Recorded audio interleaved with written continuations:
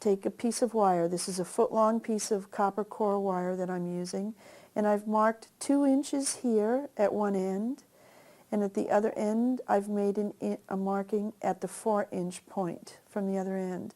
And I'm going to stick this end into the control pipe down here, and the 2-inch mark will go into the chuck end.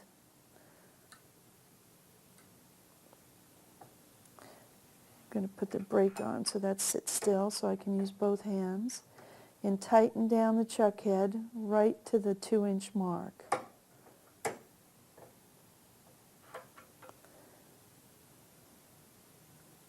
Now I have some 20 gauge wire that I'm going to wrap around here.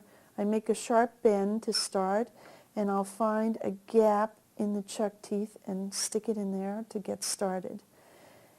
And I will do a few turns just using my fingers to hold the wrapping wire.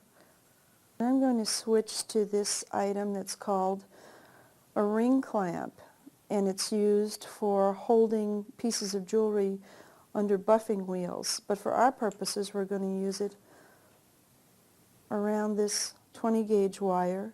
We'll slip this wedge up into the tail end of it, and it'll polish up the wire as it pulls through those leather jaws. Makes it easier to control it as you're turning as well.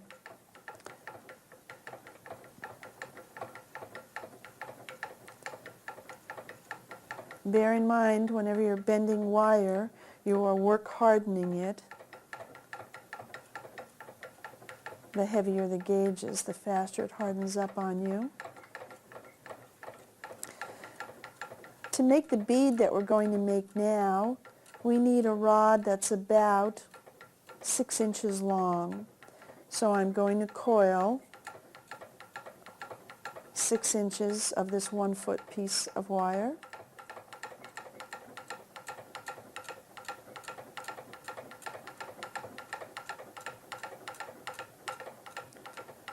I can use wire over wire, or I can use thread, wool, cotton, jute, by gluing it to one end of the core wire, using the coiling gizmo, coat it with these flexible things. Almost to the mark now. When I get down to this mark, I'm going to cover it up, stop turning, remove the ring clamp, and using my flush cutter with the flat side facing upward, cut as close to the core wire as I can. Remove the other end and cut off the wire that we tucked into the chuck jaws.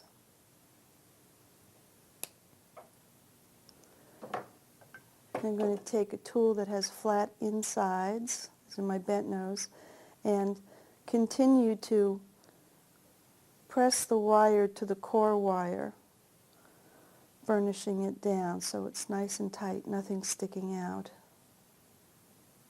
Remember, we are making jewelry, not truck parts, so we want them to be nice and smooth. And now I have a 6-inch rod of coiled wire that's ready to be made into a bead.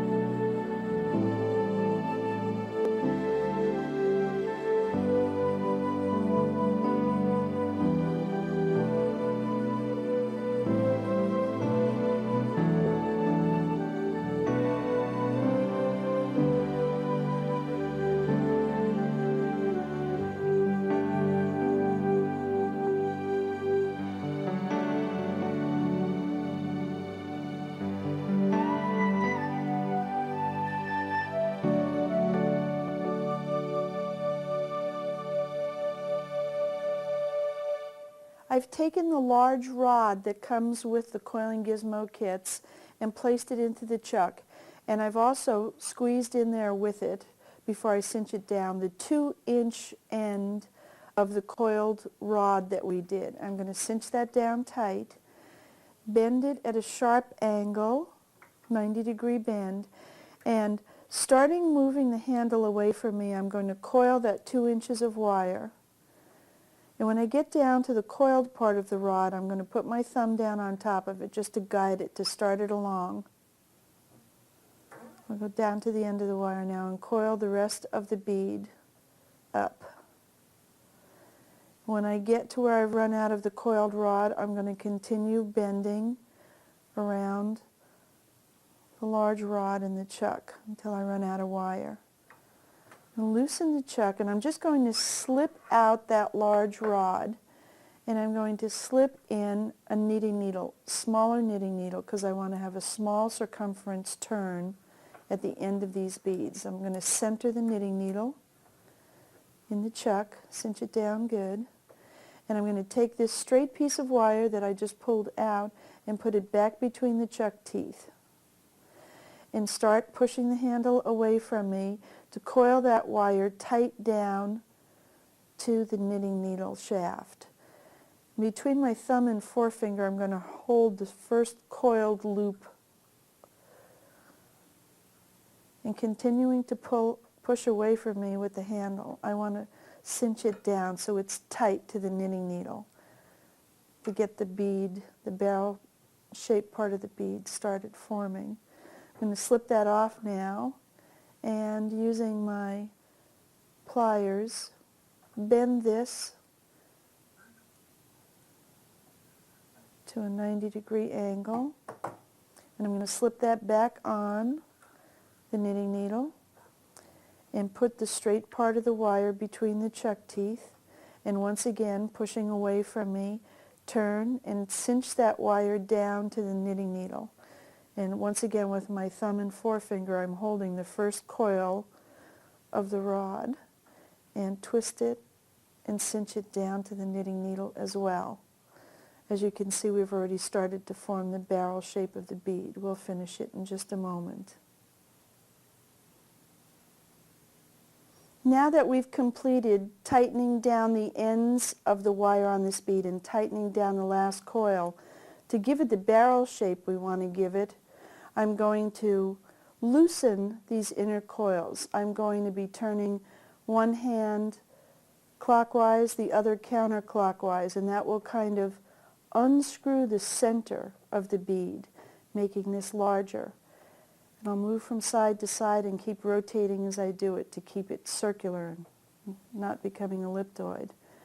And after I've done it around a few times to get that center bigger, I'm going to use my thumb and pushing up from the center, get the bottom of the bead to meet the knitting needle, and it gives you this rounded, armadilloed effect. And then I'm going to rotate it and do it again. Press it up to the knitting needle and then rotate and press it up again. And each time I'm doing this, it's work hardening the bead a little more, making it stronger. But it also evens out the barrel shape. And after you've done it a few times, you'll find that you have a very nice, even barrel shape. Once you get it to the right shape to suit yourself, I'm going to slip it off the rod now. And using my cutters, I'm going to go in and at an extremely steep angle with the flat side of the cutter facing the bead, nip off the excess wire on both sides.